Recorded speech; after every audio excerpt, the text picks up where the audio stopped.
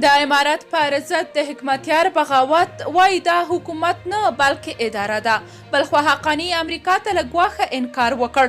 جزئیات همدې ویډیو کې وګورئ او چینل سبسکرایب کړئ.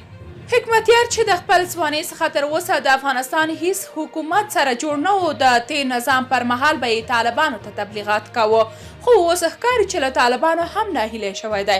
د حزب اسلامي مشر ګلبدین حکمتیار چې له ولسمشر غني سره د اختلافاتو له کبله یې د افغانستان پرځول شوی جمهوري نظام د کابل حکومت باله، اوس د طالبانو حکومت ته هم همدغه اصطلاح کاروي. ښاغلي حکمتیار د تېرې جمعې د لمانځه پر مهال د خپلې خطبې پر وخت 3 ځله د طالبانو حکومت ته همداسې اصطلاح وکاروله.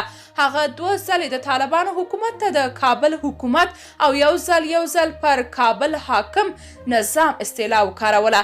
په دې وینا کې حکمتیار په کابل کې له چادرۍ سره د یو شمېر ښځینه معترضینو د مخالفت له کبله پر هغوی توندې نیوکې وکړې.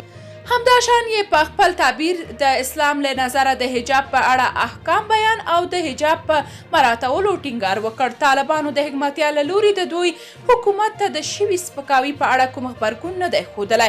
بلخوا سراج الدین حقاني وایي په خپله مرکه کې مې امریکا ته هیڅ د ګواښ خبره نه ده کړې. له الجزیرې تلویزیون سره د طالبانو د چارسمبالي حکومت د رسمیت پیژندلو په اړه د طالبانو د چارسمبالي حکومت د کورنیو چارو وزارت سرپرست سراج الدین حقاني د مرکې خبر له خپرېدو وروسته د کورنیو چارو وزارت اعلان کړی چې په دغه مرکه کې د امریکا په وړاندې د ګواښ هیڅ خبره نه ده مطرح شوې. سراج الدین حقاني د خپلې مرکې په یوه برخه کې الجزیرې ته ویلي وو چې د طالبانو حکومت په نه مشروعیت سره له افغانانو سره د دښمنۍ دروازې پرانیستې پاتې کیږي. په همدې حال کې حقاني له الجزیرې سره په مرکه کې زیاته کړې وه که طالبان چارسمبالي حکومت په رسمیت وپېژندل شي هیڅ چاته به ګواښ رامنځته نه شي.